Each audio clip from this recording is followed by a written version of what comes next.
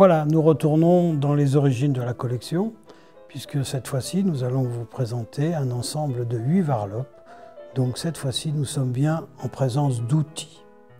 La varlope, outil qui servait à raboter des surfaces planes pour enlever toutes les aspérités que laissaient, par exemple, les sueurs de long. C'était la raboteuse des temps modernes. Commençons par le début. La varlope n'est ni plus ni moins que l'outil emblématique du menuisier, voire du charpentier. Et c'est pour ça que la disparité, la variété des décors a fait jour sur cet outil emblématique de la profession. Dans la toute première, nous avons le crocodile de Nîmes sur cette varlope qui malheureusement n'est pas monoxyle celle-ci puisque la poignée est rapportée. Malgré tout, le crocodile montre bien les belles dents de notre empereur romain qui nous a laissé toute cette histoire à Nîmes. Puis la seconde, eh bien, le cœur qui regarde l'ouvrier au travail, et puis ces deux cœurs qui se rapprochent juste au-dessus du livre de la connaissance. Allez, quittons la terre ferme pour aller dans les mers profondes et voir ce joli dauphin qui s'ondule tout au long de cette varlope sur des vagues, qui danse et qui a un mouvement sympathique au demeurant sur son visage. Une autre structure de varlope, celle-ci dédiée à l'homme. Est-ce que c'est l'homme qui regarde son maître ou le maître qui regarde sa marotte, lui servant de référence? Mais malgré tout, sur cette varlope, on voit très distinctement la date qui est très bien marquée, ainsi que l'appartenance du monogramme AR et une date 1728.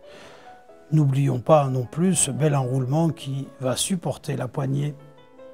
Celle-ci nous vient des grandes hauteurs de la montagne, puisqu'elle est faite en pin cimbro.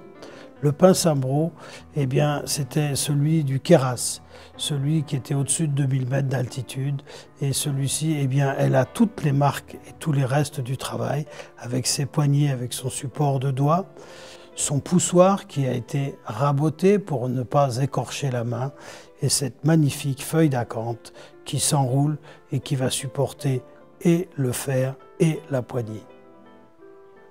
Comme vous pouvez le constater, celle-ci est en bois très sombre, sûrement un noyer, avec bien évidemment une date 1793, un peu fortement marquée quand même, avec une belle poignée, une belle usure pour porter le pouce, un coin avec une petite rosace. Et comme nous entrons dans la mythologie, eh bien, cet hydre à 3 têtes, terrassé par Hercule. Donc un peu d'histoire. Et puis ces arabesques dessinées par un léger filet tout au long du corps de cette varlope. Celle-ci, elle est monoxyle, elle est bien ancrée avec cette griffe de lion sur le dessus de la poignée. Cette ondulation qui lui donne de la force dans la partie centrale affaiblie par le fer. Un petit poussoir un peu différent de tous ceux que l'on a l'habitude d'avoir puisque celui-ci il est à base rectangulaire. Cette varlope ne pouvait pas se terminer tout simplement uniquement par de l'esthétique.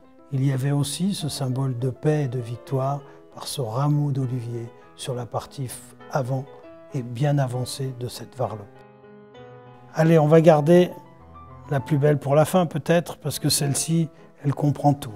Elle comprend d'abord les 2 outils de base du travail du bois, les 4 marches de montée au temple, l'entrée du temple, entrée par cette porche en arrondi, puis ce soleil, le rayonnement, la transmission du savoir, avec une date 1773, et bien évidemment sur le frontal, la corne d'abondance qui sert de poussoir et qui est surtout là pour nous rappeler que le fruit du travail vient de l'abondance de son travail.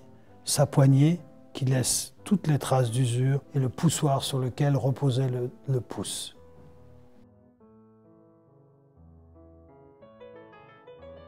Cet ensemble, issu de l'ensemble des varlopes, car ils ont encore des petites sœurs et des grands frères, qui sont restés sur la table, nous permet de voir que la créativité et la multiplicité des décors a permis aux hommes de s'exprimer, ou dans leur histoire, ou dans leur savoir, ou dans leur connaissance, voire même dans leur environnement, tout simplement.